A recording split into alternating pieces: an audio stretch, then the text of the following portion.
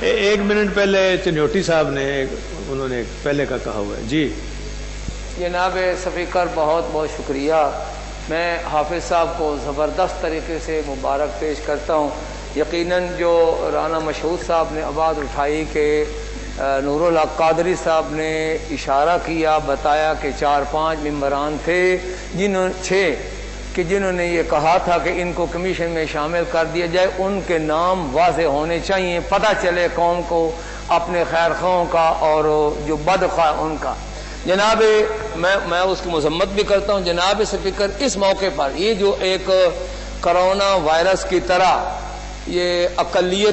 قومی اقلیتی کمیشن کا ایک طوفان اٹھا اور اس میں ایک کسی سوچی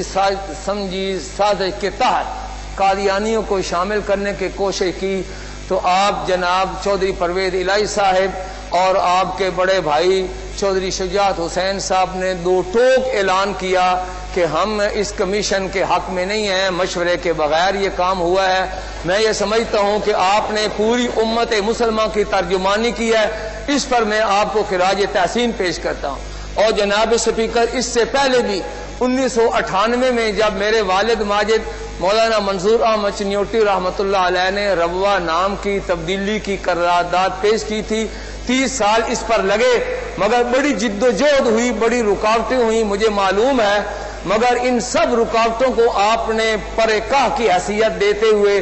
آپ نے اس قرارداد کو پیش کرنے کی یہاں منظوری دی. الحمدللہ وہ قرارداد منظور ہوئی اور اس وقت سردار حسن اختر موکل وہ ڈپٹی سپیکر صاحب تھے، شاید چیئر وہ کر رہے تھے، تو وہ بالاتفاق وہ قرارداد منظور ہوئی. میں اس زمانے کے آپ جو سپیکر ہیں، اس وقت بھی سپیکر تھے، آج بھی الحمدللہ سپیکر ہیں،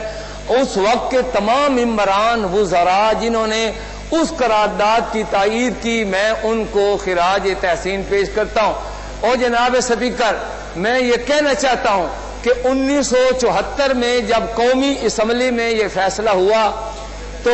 قادیانی تو آج تک اس 1974 والی قرارداد کو تسلیم نہیں کرتے، لیکن میں یہ سمجھتا ہوں کہ اس زمانے میں حضرت مولانا مفتی محمود صاحب رحمۃ اللہ علیہ، شاہ احمد نورانی رحمۃ اللہ تعالی علیہ، پروفیسر محمد عبد الغفور صاحب اور آپ کے بزرگوار چودھری ظہور الہی صاحب، اور اس قسم کے قداور شخصیتیں تھیں جنہوں نے 12 دن باقاعدہ قادیانیوں کے سربراہ مرزا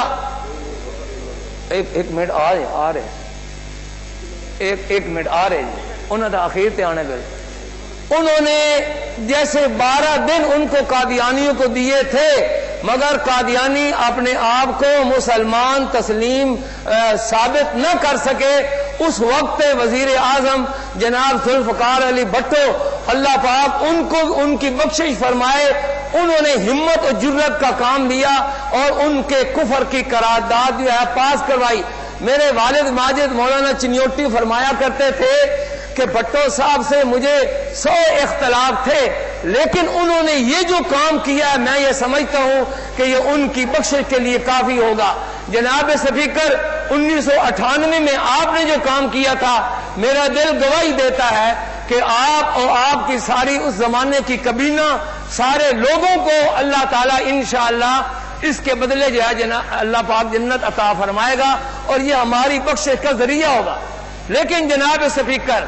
میں یہ کہنا چاہتا ہوں کہ یہ بات سمجھ میں نہیں آتی کہ ہر 3-4 مہینے کے بعد کوئی ہمدرد کھڑا ہوتا ہے قادیانیوں کا اور ان کے لیے کوئی چور راستے نکالنے کی کوشش کرتا ہے. جناب سپیکر، بڑے افسوس کی بات ہے کہ ہم کہیں تو یہ کہ ہم ریاست مدینہ کی بنیادوں پر اس ملک کی بنیادوں کو استوار کریں گے، لیکن ہمارے وزیر اعظم صاحب کی زبان خاتم النبیین کا لفظ کہنے سے وہ لڑکھڑا جاتی ہے. اور جناب سپیکر، اسی جماعت کے لوگ وہ جاتے ہیں انگلینڈ میں اور انگلینڈ سے جا کر قادیانیوں سے ووٹ مانگتے ہیں، اور جناب سپیکر اس کے بعد یہ لوگ جاتے ہیں ان قادیانیوں سے جا کر یہ امداد لیتے ہیں. جناب سپیکر، بات یہ ہے، جناب سپیکر بات یہ ہے، میں یہ کہتا ہوں غیرت کسی چیز کا نام ہے، اور حضور علیہ الصلوۃ والسلام نے ایک موقع پر فرمایا تھا صحابہ کرام کو کہ میں تم سب سے زیادہ غیرت مند ہوں، نے فرمایا کہ اللہ پاک مجھ سے بھی بڑا غیرت مند ہے۔ جناب سپیکر، غیرت بھی کسی چیز کا نام ہے۔ افسوس کی بات یہ ہے کہ قادیانی یہ کہیں کہ جو مرزا قادیانی کے اوپر ایمان نہیں لاتے وہ سارے کے سارے کنجریوں کی اولاد ہیں۔ جناب سپیکر، وہ اپنے اوپر ایمان نہ لانے والے کی ماؤں کو کنجری کہیں اور ہمارے دل میں رحم آ جائے، ہم کہیں جناب وہ بھی باسی ہیں۔ جناب سپیکر، میرا مطالبہ یہ ہے کہ قادیانیوں نے 1974 سے اس قرارداد کو تسلیم نہیں کیا، اس لیے 7 ستمبر 1974 سے لے کر آج تک قادیانی ہر روز وہ پاکستان۔ چلو ٹھیک ہے چنوٹی صاحب، ٹھیک ہے چنوٹی صاحب، بڑی شرارت۔